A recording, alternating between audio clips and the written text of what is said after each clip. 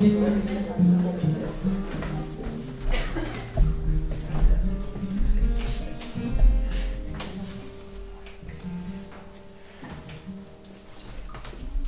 is a song about a gold miner.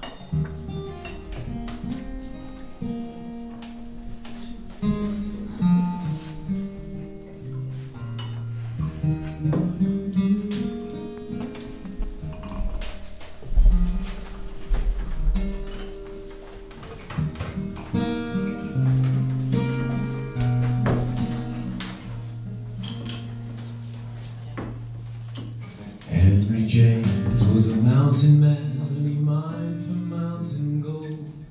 And he wore a suit of golden clothes, it was a wonder to behold. Whoa, and he shone out like a sunrise. Whoa, as he walked along the road. Whoa, and he came down to the and the people gathered round him, and they told him that the land had all been sold for mountain gold.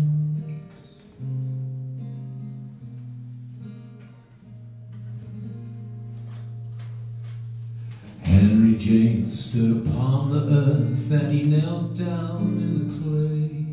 And he shook his fist up to the sky, and he tore his clothes away. Whoa, and he jumped into the river. Oh, and he washed away the clay. Whoa, and he walked back to the mountains, and the people stood around him. They just gathered up his clothes and ran away.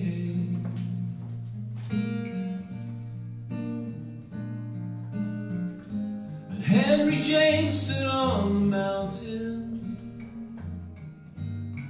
and he filled the mines with dynamite. And Henry James raised up a fire, and he blew those dusty mountains out of sight.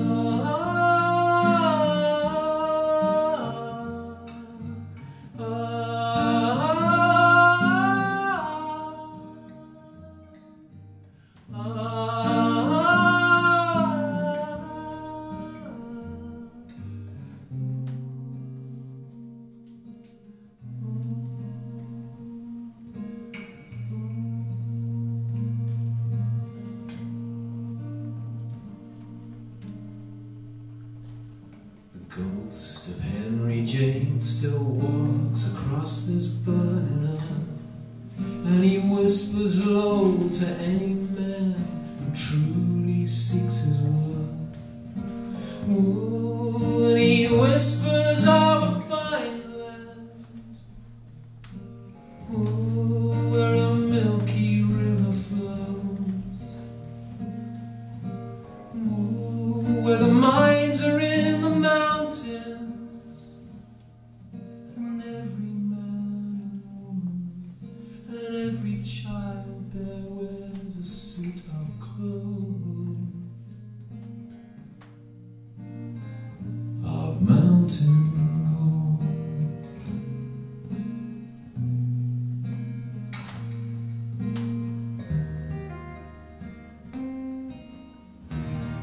Thank you.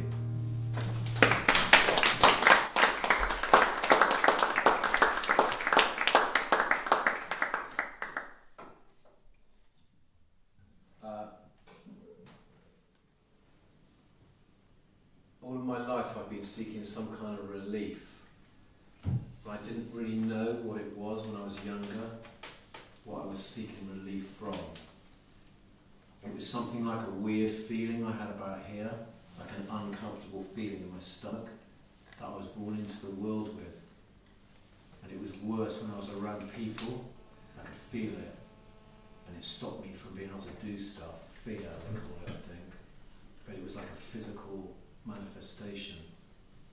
And I've been trying to escape that feeling all of my life, and I've tried lots and lots of different ways of trying to do that. A lot of them kind of quite destructive and unsuccessful. About 17 years ago, I started trying to go inside myself to find something, some relief, because nothing on the outside worked for me. That's just the truth. It worked for a bit, but then it stopped working. And like, I read books about, there's books and there's loads of people down the ages who say, if you go inside and seek something inside you, you'll find something. So that's what I've been trying to do for 17 years. Not out of any kind of virtue, not because I'm a virtuous man, because I'm not. I'm just a desperate man. That's what it is, the truth is. I've been trying to find something to get me through. One of the things I tried to do was meditation. I've tried that, and I've been doing it for 17 years, every single day.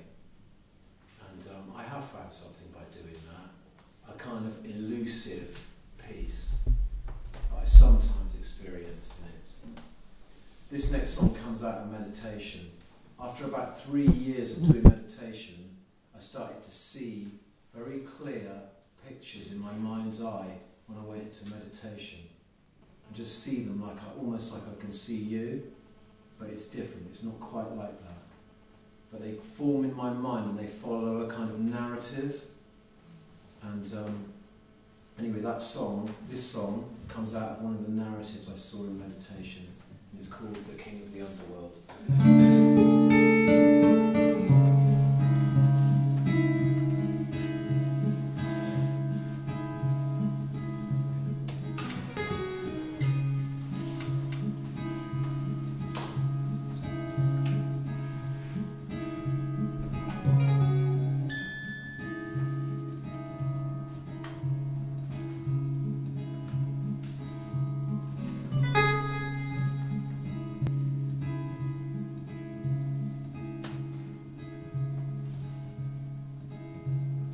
Went to the house of pain, opened the door, walked right in, found my family and friends lying in rows on wooden beds, sleeping soft and slowly dead, covered in ice and snow. And the king of the underworld said to me, follow the road you chose, my son, follow the road you chose.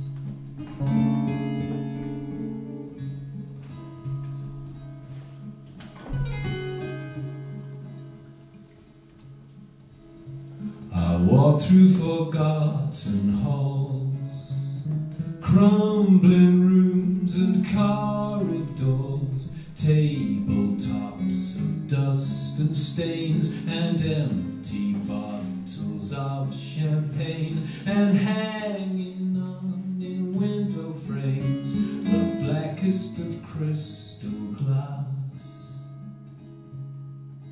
And the king of the underworld said to me, follow the road you chose, my son, follow the road you chose. I smashed the windows with my hands, and lights poured in, and spring poured in, and roses grew between the cracks into the room that I stood in, and birds flew in, a million birds, a bright cacophony of birds. They lifted off the wooden roof, and lights poured in.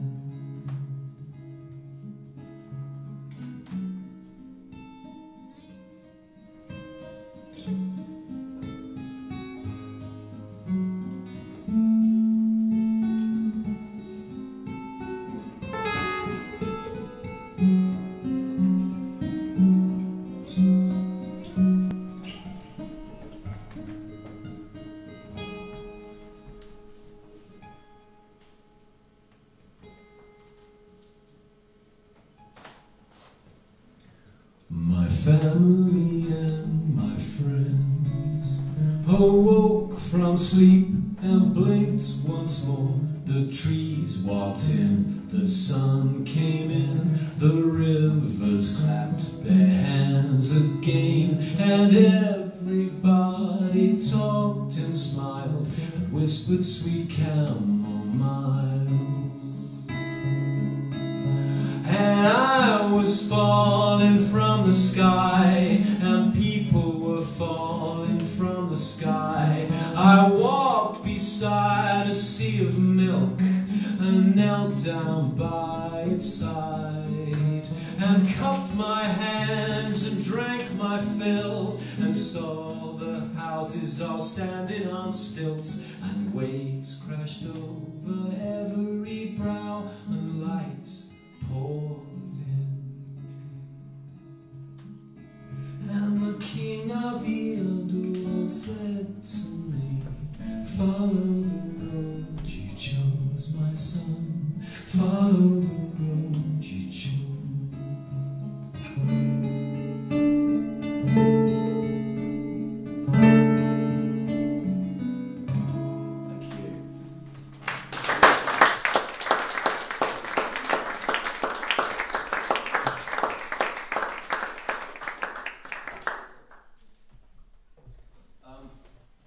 This next song is about monkeys.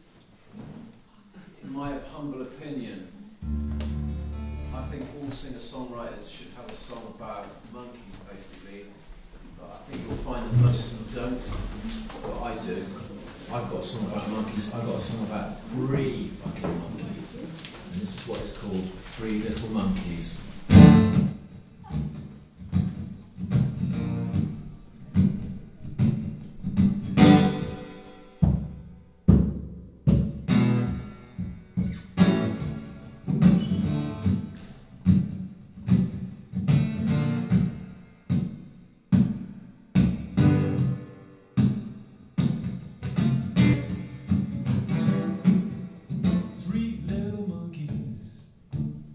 Three little monkeys, 3 little monkeys, lazing around by the pool,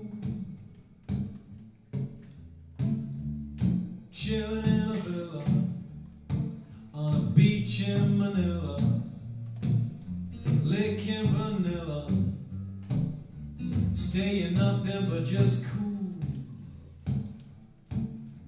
We don't work, man, there ain't no working to do. We don't sweat, man, we do what we wanna do.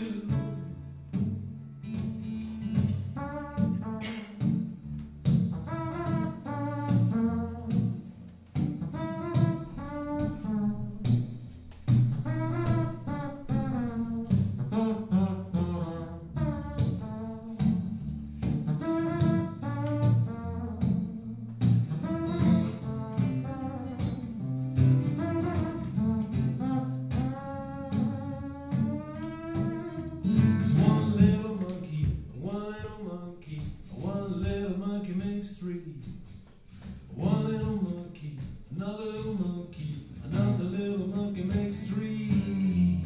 3 little monkeys, 3 little monkeys, 3 little monkeys, riding around in the sun, strumming on a guitar, dancing the cha-cha in an open-top sports car, having nothing but just fun. We don't work, man, there ain't no working to do. We don't sweat, man, we do whatever we wanna do. 1 little monkey, 2 little monkeys, 3 little monkeys, swinging in a rock and roll band. Alright,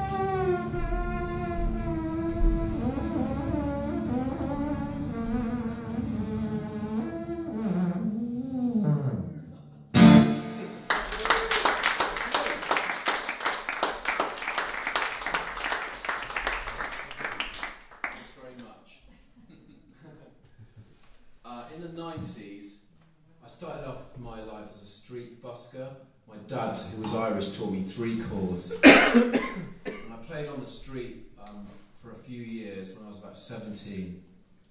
After doing it for about 3 years, a guy from a studio was driving past. He'd walked past me a few times, and he said to me, get in the car, I'm going to take you to the studio and you're going to record your songs. So I did. I got in the car with him, we drove to the studio, I recorded my songs, some of them I'd been writing, and then he helped me form a band, and that band was called Strangelove. And in Britain we got signed after about 5 gigs to EMI, which is like a massive record company in Britain. So I went from being a street busker to being this kind of pop star in about a space of about 6 weeks or something. And well, it was a bit longer than that actually, about 6 months. But it was a very quick transition. And I was in that band for 10 years. We toured with Radiohead, who were a big band in Britain. We played on the main stage at Glastonbury. We had our singles in the charts in Britain, in the top 40. I saw my band playing on Top of the Pops, which was the programme I used to watch when I was a little kid, where all the pop stars went on it, and my band was on that programme. It was a cool feeling. It was like all my dreams coming true in a weird way. But I got addicted to drugs and alcohol, and the band ended after 10 years, really because of that. And then I went back to being nobody again. So I'd been nobody, then I was somebody for 10 years, and then I went back to being nobody. When I was nobody at first, it was all right, because I didn't really care. But when I was nobody after being somebody, it was really hard. And I'd walk around the streets and people who knew me would come up and say, all right, Patrick, what are you doing now? And I'd have to say nothing. And I could see them sort of smirking at me in a way. And I couldn't handle it. I just could not handle it. And I had no idea about how to organise myself or organise a band or get anything together. And I just watched myself fading into obscurity in a way. And I didn't know how to cope with it. So what I did was I went to live in a forest for 2 years. That's what I did. I told everyone that I knew that I was going to get in touch with nature, but that was and I thought that was true at the time. But the truth was, when I look back on it, I was running away from having to face being somebody and now not being somebody in the eyes of the world. I hung around in that forest for 2 years, and it did change me. It did change me because I developed a sensitivity actually to my surroundings that I don't think I would have been able to develop surrounded by concrete. After 2 years, this bloke came into the forest. His name was Thomas Bruman. He really loved me, and he'd always respected me and thought I was a great musician. He ran a festival called WOMAD Festival.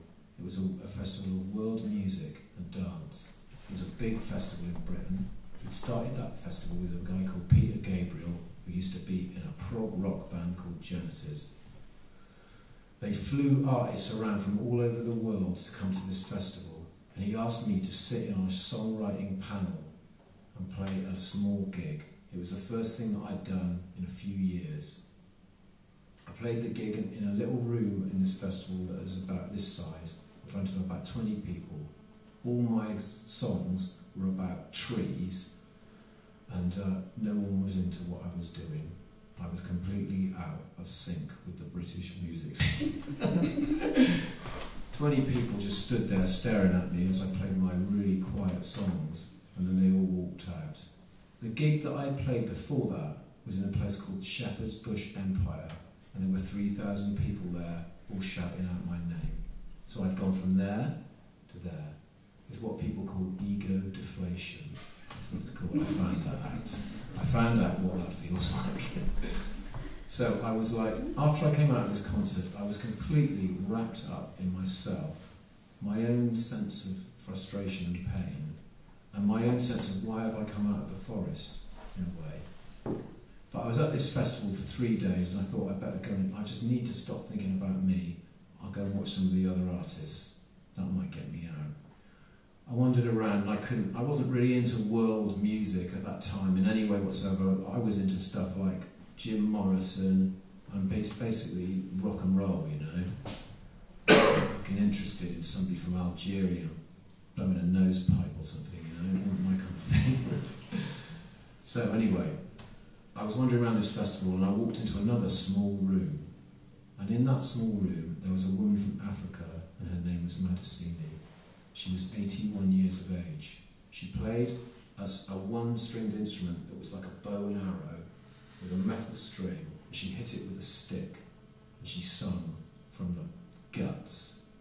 She sang songs that her grandmother had taught her, and her grandmother had taught her grandmother, and the grandmother and the grandmothers taught the songs to the granddaughters, and it went back to the beginning of time.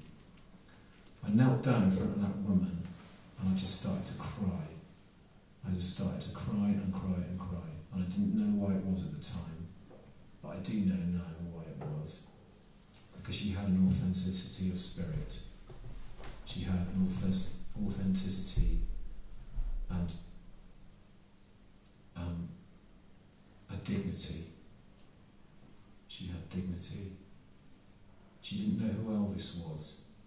She didn't know anything about the stuff that I knew about, but I could feel what was coming out of that woman. And I knew it was what I was looking for.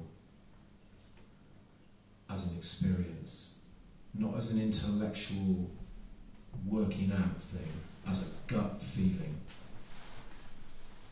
Anyway, I went to, after seeing her, I saw my friend Thomas about a month later and I said, man, that woman Madisini is amazing, man. I love her. She's the real thing. And he said to me, I think you should go to South Africa and work with her then. Because he could see that I was floundering. He got me money, he basically gave me the money, and I was on a plane within about a week after that conversation. And I went to South Africa, and I lived with her in the black township of Cape Town. It was called Langa. That's where I lived with her, in staggering poverty that I'd never seen before. I'd never really hung around with black people, didn't know any black people really. I'd never seen poverty like that. I'd been skint in Britain with a load of drug addicts, but this was totally different. It was way off the scale of anything that I'd ever experienced. And in that concrete hole, I basically wrote songs with this woman. She played her one-stringed instrument, and I wrote lyrics and sang over the top of them. And then me and her went around the world together playing our songs, our little songs that we'd made up. And that experience helped me to shake off the kind of weird shame that I felt.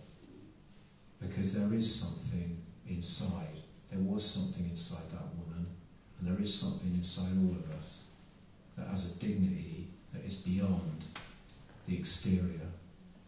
And that is why I'm able to do this gig tonight.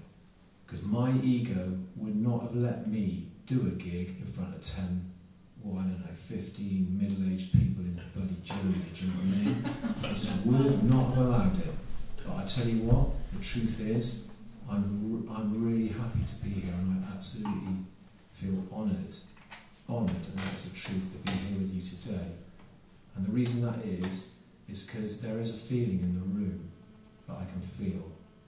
And the first time I really felt it was when I experienced that woman. And that feeling's with me now. And that feeling is what I believe in. It's what I truly believe in. And it's what I stand by. And it's what keeps me going. So that is what it's all about for me every time I stand up here. It's not about me.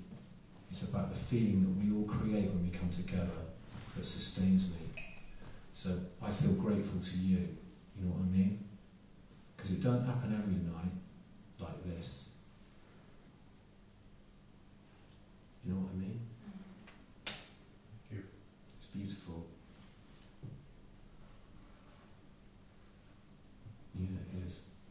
So, I'd like to just stay in this actually for a fucking hour. Is that all right with you?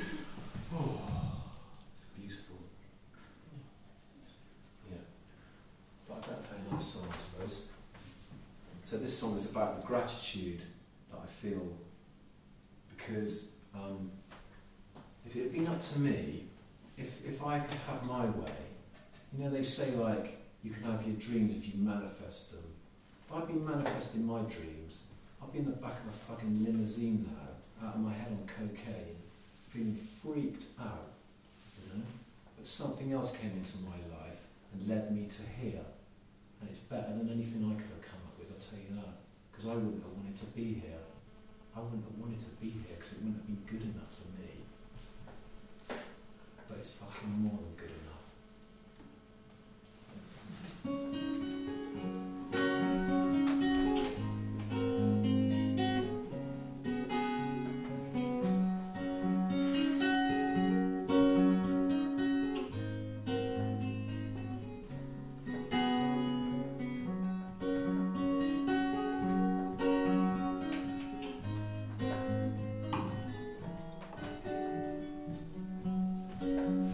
For the sun rising in the sky, thank you for the earth on which I lie.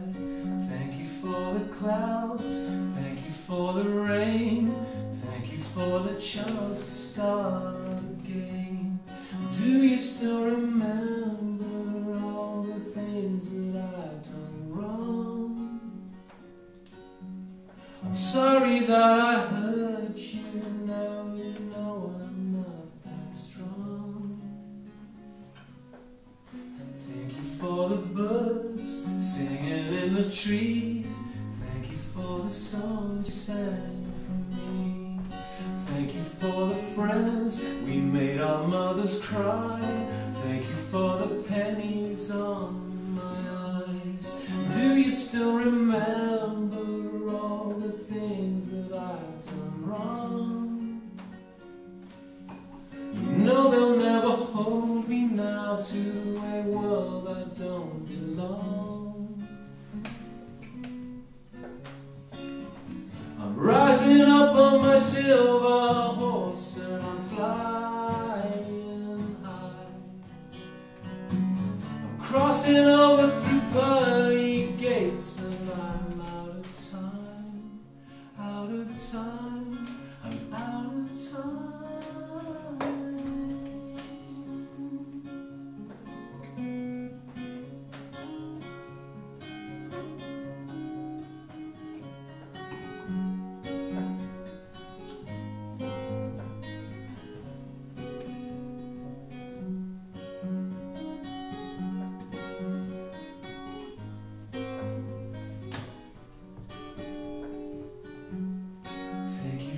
Sun rising in the sky, thank you for a beautiful day to die. Thank you for the clouds, thank you for the rain, thank you for the silence in my brain. Thank you for the love that's lighting up my way, that's something that I always meant to say. I thank you for my life, for everything you gave. Thank you for the flowers on my grave.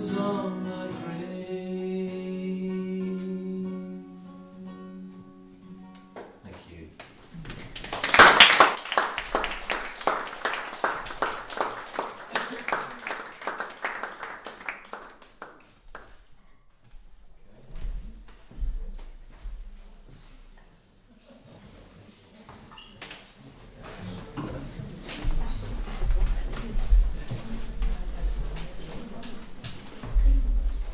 Noch an die Bier?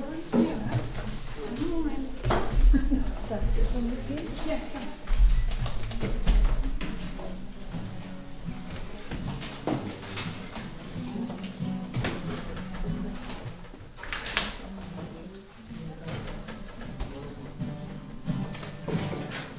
I think I'm going to end it tonight now. It's been great being here. Thanks a lot to everyone. Please don't hesitate to come out and buy an album off me if you'd like to. This is a song that Bob Dylan wrote in 1965. I really like Bob Dylan, he's fucking amazing. We all know that.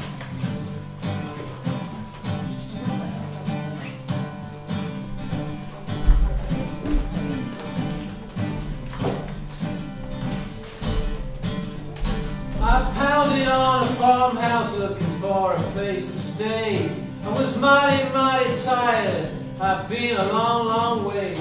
I said, hey, hey there, is there anybody home? I was standing on the steps, feeling most alone, when out comes a farmer, must have thought that I was nuts. He immediately looked at me and stuck a gun into my guts. Well, I fell down to my bended knees, saying, I dig, farmers, don't shoot me, please. He cocked his rifle and began to shout, are you that traveling salesman that I heard about? I said, no, no, no, I'm a doctor and it's true. I'm a clean-cut kid and I've been to college too.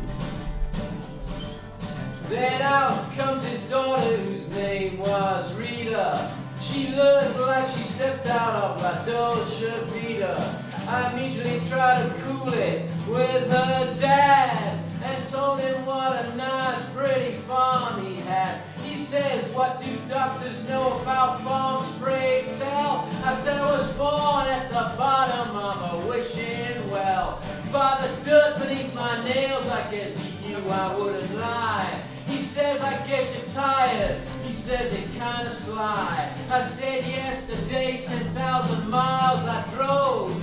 He said, I got a bed for you underneath the stove.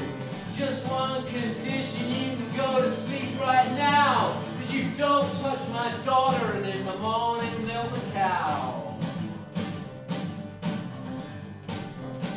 I was sleeping like a rat when I heard something jerking.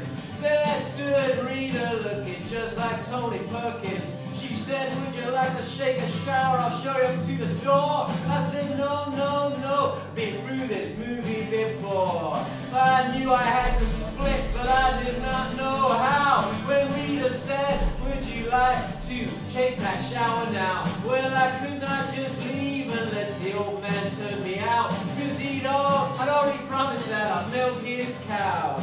I knew I had to shout something to strike him very weird, so I yelled, I love Fidel Castro and his beard.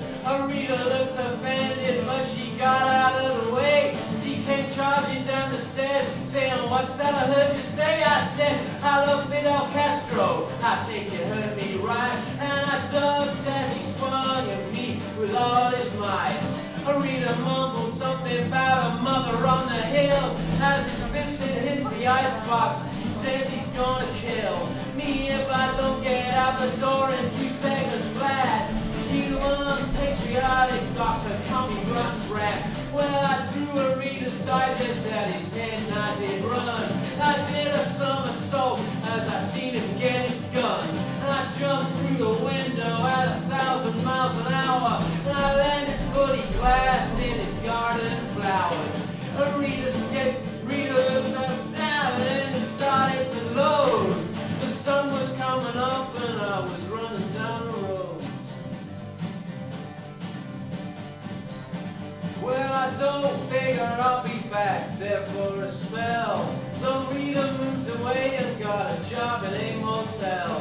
He still waits for me, pressing on the sly. He wants to turn me in to the FBI. Me romping, stomping, thankful as I romp without freedom of speech. I might be in that swamp. Thank you.